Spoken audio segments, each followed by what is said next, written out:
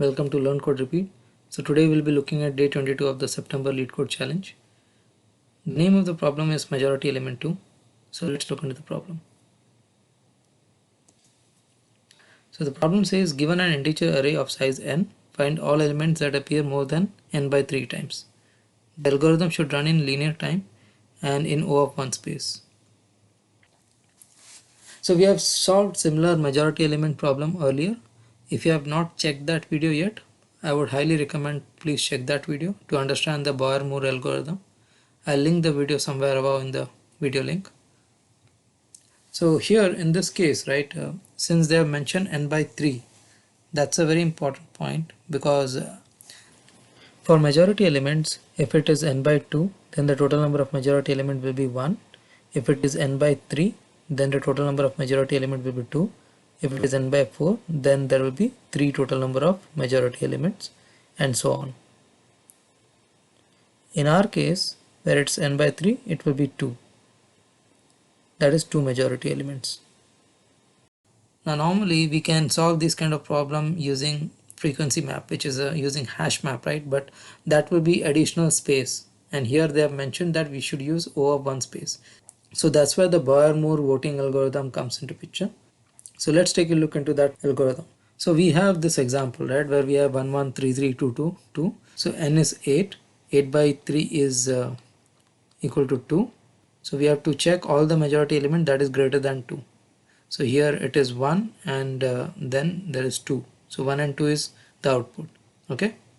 So what Boyer-Moore algorithm says is to find out the majority element, you can keep a counter, and whenever the counter is 0, you can initialize the majority element to the current element, and if the majority element is same as my current element, then increment the counter. If my majority element is not same as my current element, then decrement the counter. So these are the only 3 steps, right? However, in this case, since it's n by 3, so we will have 2 elements, so we have to find out 2 majority elements, right? So let's check the pseudocode for that. So like the majority element problem where we have to find only one majority element, here we have to find 2 majority element.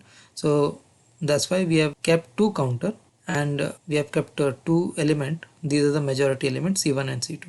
Okay. So initially C1 and C2 will be null, and we'll check if the counter 1 and counter 2 is having value 0, then C1 and C2 will have the value of the current array number. Okay. So that logic will execute here. So initially this will not get executed and it will come to this point for C1 and C2. So at the first point, when C1 is equal to I equal to 0, C1 will be 1, and then it will remain 1 and the counter will get incremented till this point, and it will be 3, counter will be 3. After that the num is 3 and 3 is not equal to my C1's value, so it will go to the next else if statement. It will check if my 3 is equal to C2's value, but C2 is not assigned yet, so it will assign 3 to C2 and increment the counter 2 for 3. Okay, and it will happen till here. So here counter 2 will be 2. After that this element occurs, which is 2. Now 2 is not equal to C1 or C2. Okay, in that case what Boyer-Moore algorithm says is if the number is not same as my majority element that I've chosen, decrement the counter for both the majority element. So I'll decrement the counter for CNT1 and CNT2. Okay, and I'll keep on decrementing till my any one of the counter equal to 0, and whatever counter becomes 0, I'll assign the corresponding element to 2. Okay, so here if CNT1 equal to first becomes 0, then I'll assign C1 equal to 2. If CNT2 first becomes 0, then I'll assign CNT2 equal to 2. Okay, so that assignment will happen here if CNT1 equal to 0 or CNT2, and the counter is incremented if C1 is not equal to null and C1 equal to current element, then we are only incrementing the counter. Okay, so let's do a dry run and see how it works. So here the value of index is there, I equal to 0 to 7. So we are going from 0 till 7. Okay, and this is the num value in the array for that. Okay, so initially num is 1, so the c1 will be initially null and counter will be initially 0, counter 1 and 2. So the first condition, it will go here, rather it will go here, cnt1, it will assign c1 to 1 and cnt1 to 1. So it will increment the counter and it will assign c1 to this one element. Then again the next element is 1, so it will come here, right? C1 is not equal to null and C1 equal to my current element, so it will just increment the counter of C1. So here it will be 2 and here it will be 1. Similarly for this one, it will be 1 and it will increment the counter here.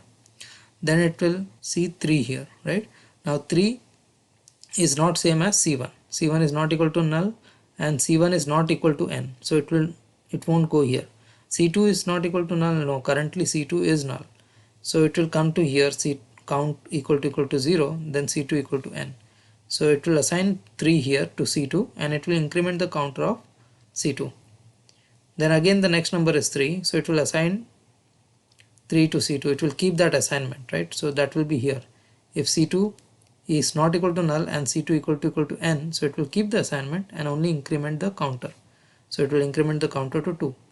Now we are getting 2 here in the array. Now 2 is not equal to C1 or C2, right? So these two cases won't happen. This will also not happen because CNT1 and CNT2 is also not equal to 0. So whenever my current number is not equal to my majority element that I've chosen, I need to decrement the number. Okay, that is decrement the number of both the majority elements. That is the key here. So I'm decrementing CNT1. So earlier it was 3, now I'm decrementing to 2. Similarly for CNT2, earlier it was 2, now I'm decrementing to 1. Then again I'm getting 2 here, so decrementing this to 1 and this to 0. Now CNT2 is now 0, right? At the end of the iteration, CNT2 is now 0. Okay, now when it goes to the last element, which is 2 here, it will check that my C1 is not equal to null, C1 equal to n, no, this one is also not true, CNT1 equal to 0 is not true, but CNT2 equal to 0 is true. So it will assign this 2 to C2. So it will assign this 2 to C2 here and it will increment the counter of CNT2. So CNT2 now becomes 1. So at the end of this iteration, my C1 is 1 and my C2 is 2. Okay, so the output may be 1 comma 2. The reason I am saying maybe is because it can happen that this input is 1 comma 1 comma 1, 2 comma 2 comma 2. In that case, there is no element which is greater than, so here it is 9 number, so this will be 9, 9 by 3 is 3, so it should be greater than 3. So there is no element that is greater than 3, so this output should be empty, but we may get the same result. Okay, let's see that example. So this is the same example, the output is expected to be empty, but when I do the same dry run here, I'm getting C1 as 1 and C2 as 3. Here C2 is 3 because here we assigned C2 as 3, and for 2 the counter got decremented till 0 here, but that was the end of the loop. So 2 was never assigned to either C1 or C2. So at the end C1 was 1, C2 was 3. Okay, so here if you see, we are expecting the list to be empty, but C1 is 1 and C2 is 3. So for that we need an additional check apart from this logic, right?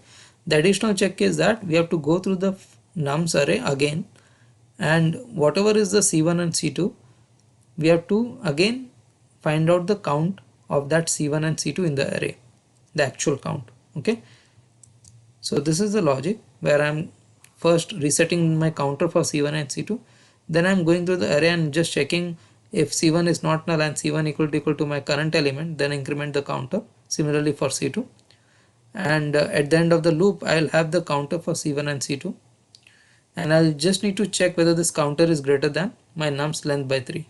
If it is greater than my nums length by 3, only then add it to the result list, otherwise don't add it. So by adding this check, we can make sure that the result have the correct element. Now this particular condition was not there in the previous majority element problem. The reason being, in that problem it was mentioned that there will always be a majority element. In this particular case, in this particular problem, they are not mentioned that.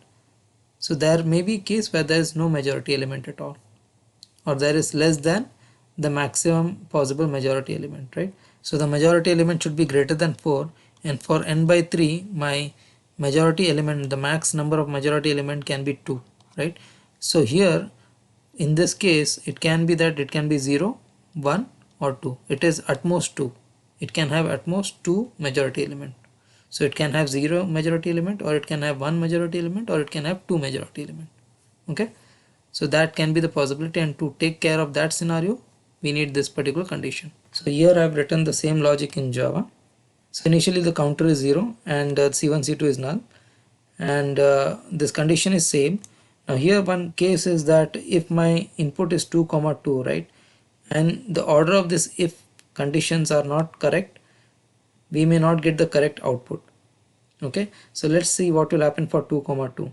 Okay, so if let's say this condition is before this condition, right, so the first condition is cnt1 equal to 0 and cnt2 equal to 0. These two conditions are the first two conditions, right?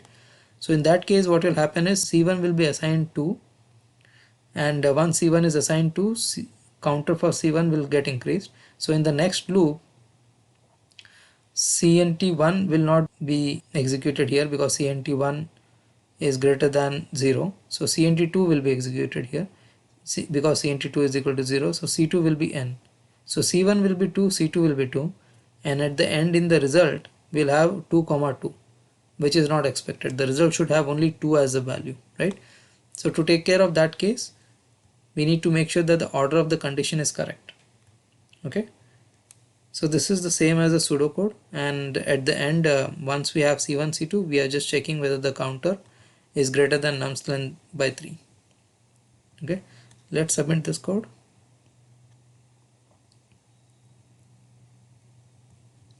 And the code is accepted. So that's it for this video. Hope you understood the algorithm. If you have any questions, please write down in the comment section, and do subscribe to this channel for future such videos. Thank you.